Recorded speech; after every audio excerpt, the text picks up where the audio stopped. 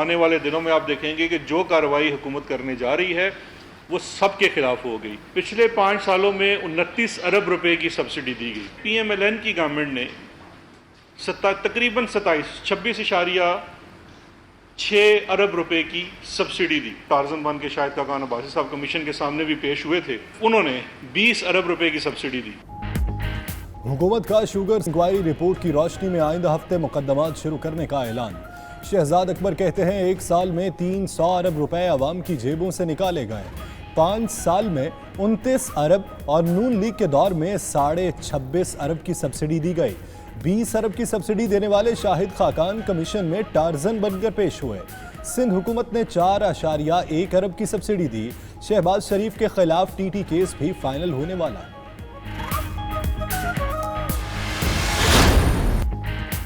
चीनी स्कैंडल की इंक्वायरी में वजीर आजम कमीशन के सामने पेश हों। नून लीग की तर्जुमान मरियम औरंगजेब का कहना है रिपोर्ट इसलिए पेश की गई ताकि इमरान खान को बचाया जाए। वजीर आजम ने किल्लत के बावजूद चीनी बरामद करने का हुक्म दिया। उस्मान बुज़दार को सब्सिडी की जुबानी हिदायत किसने दी?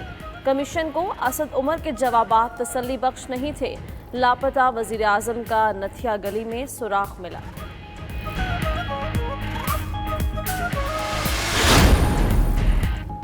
लापता तो वो हैं जो दवा लेने लंदन गए थे। लापता तो इसहाक डार, हुसैन और हसन नवाज हैं। वज़ीर आज़म के मुआविन खुसूसी शहबाज गिल का कहना है कि औरंगज़ेब बताएं कौन सी सीढ़ी चढ़ कर आई हैं। वज़ीर इत्तलात पंजाब फयाजुल हसन चौहान बोले इमरान खान पर तनकीद आसमान पर थूकने के मुतरादिफ है।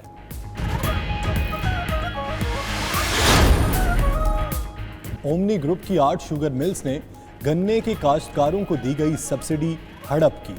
नैब रावलपिंडी की तफ्तीशी रिपोर्ट में इंकशाफात। ओमनी ग्रुप ने गन्ने के काश्तकारों की फहरिस्त में अपने मुलाजमीन के नाम शामिल कराए। ओमनी ग्रुप के मुलाजमीन को गन्ने के काश्तकार जाहिर करके 45 अकाउंट्स खोले गए।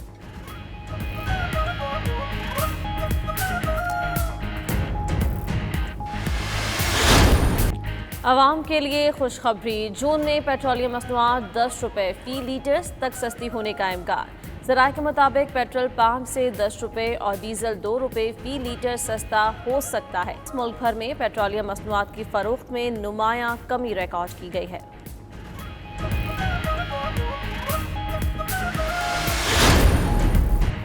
लद्दाख पर चीन के हाथों हजीमत के बाद मोदी की पॉलिसी भी नाकाम। भारतीय अवाम हुकूमत पर एतमाद खोने लगे। कहते हैं रहनुमा फैसलों की तादाद नहीं उनके असरात से जाने जाते हैं। लॉकडाउन ही नहीं दीगर अवामिल भी अहम थे जिन्हें मोदी ने नजरअंदाज किया। न्यूयॉर्क टाइम्स की रिपोर्ट ने पोल खोल दिया।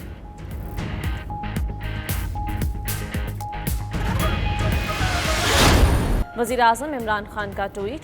मजीद लिखा कि भारत के चीन और नेपाल के साथ सरहदी तनाज़ात हैं। बांग्लादेश शहरियत कानून से मुतासिर है। पाकिस्तान को भी भारत से फॉल्स फ्लैग ऑपरेशन का खतरा है।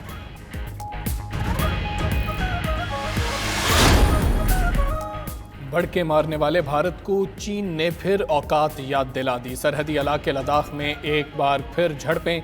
चीनी फौजियों ने भारतीय सूरमाओं की खूब धुलाई की। दुर्गत बनने पर भारतीयों ने मुज़ाकरात में ही आफियत जानी। भारतीय हठधर्मियों का जवाब देने के लिए चीन ने मजीद 5000 फौजी तैनात कर दिए।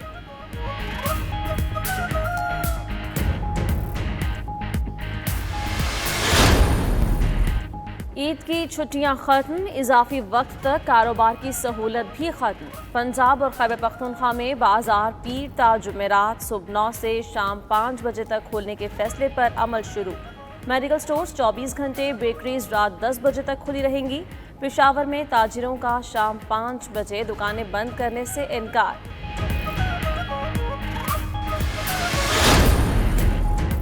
वज़ीर आला पंजाब ने ओपोजिशन को खरी खरी सुना दी। कहते हैं ओपोजिशन रहनुमाओं ने कौम को तकसीम करने की मज़मूम कोशिश की। उधर वज़ीर आला ने वज़रा से कारकर्दगी रिपोर्ट तलब कर ली।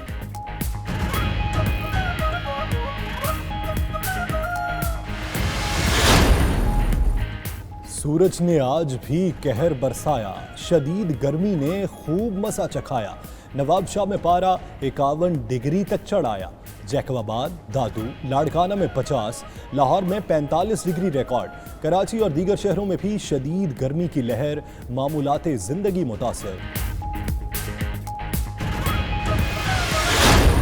T20 वर्ल्ड कप के इल्तवा की खबरों की तरतीब। ICC के मुताबिक मुख्तलिफ न्यूज़ चैनल्स पर जो खबरें नशर हुई उनमें कोई सदाकत नहीं है। रवां साल ऑस्ट्रेलिया में होने वाले इवेंट की तैयारियां जारी हैं। इवेंट के मुतालिक मजीद फैसले कल ICC बोर्ड के इजलास में किए जाएंगे।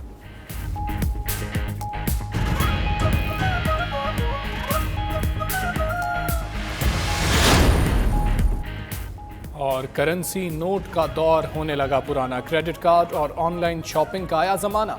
बरतानिया में लोगों ने करेंसी नोट का इस्तेमाल कम कर दिया। मुल्क में 2026 तक नोट का इस्तेमाल तकरीबन ख़त्म हो जाएगा।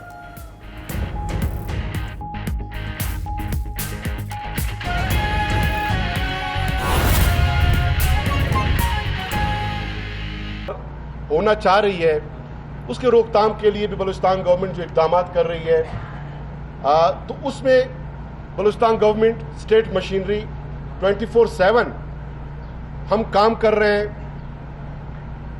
और आवाम को इन चैलेंजेस से निबरत आजमाने और चैलेंजेस से निपटने और इन तमाम जो वबाई कैफियत है इससे बचाने के लिए शब व रोज़ बलूचिस्तान गवर्नमेंट काम कर रही है। वज़ीर आला बलूचिस्तान जाम कमाल साहब एवरी डे 17 से 18 घंटे खुद वो काम कर रहे हैं और तमाम ये जो अरेंजमेंट्स हैं, ऑपरेशंस हैं, एडमिनिस्ट्रेशन है,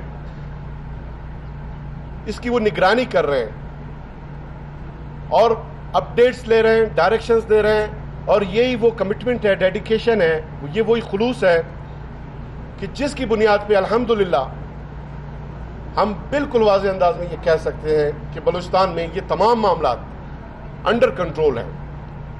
पॉलिसी लेवल पे, एडमिनिस्ट्रेशन लेवल पे, कोऑपरेटिव लेवल पे, हर एक सतह पे। और कोरोना के तदारुक के लिए हम बलूचिस्तान के आवाम से अपील भी करते रहे, गुजारिशात भी करते रहे और गवर्नमेंट अपनी जिम्मेदारियां भी पूरी करती रही है। पॉलिसी भी बनाते रहे, लॉकडाउन भी किया, कुछ सेक्टर्स बाद में रिलैक्स किए, फिर स्मार्ट लॉकडाउन किया। आवाम के मुश्किलात को मद्देनज़र रखते हुए, ताजिर बरादरी के मामलात को, उनके इश्यूज़ को मद्देनज़र रखते हुए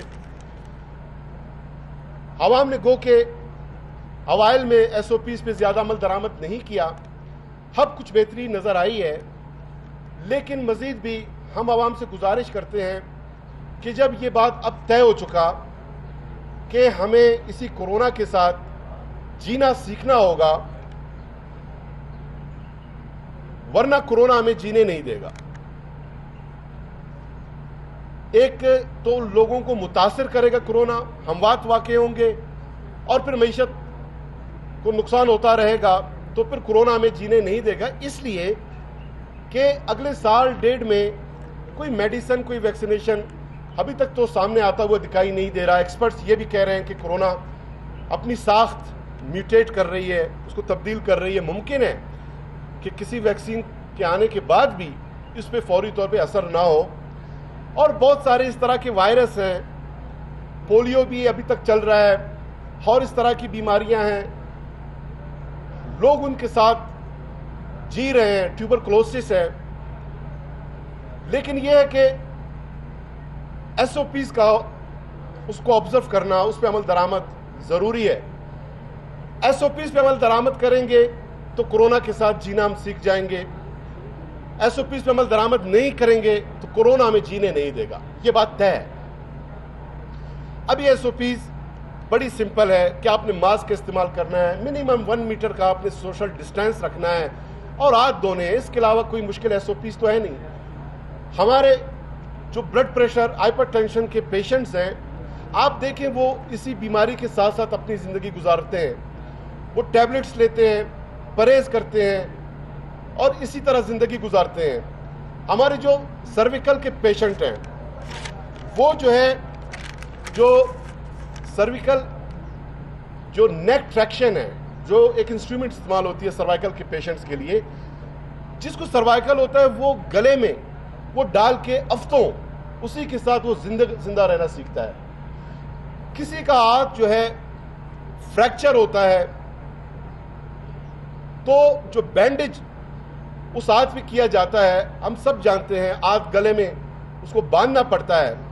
उसी कैफियत में लोग हफ्तों उसी आद के साथ, वो उसी दर्द के साथ वो सोते भी हैं, जिंदगी भी गुजारते हैं।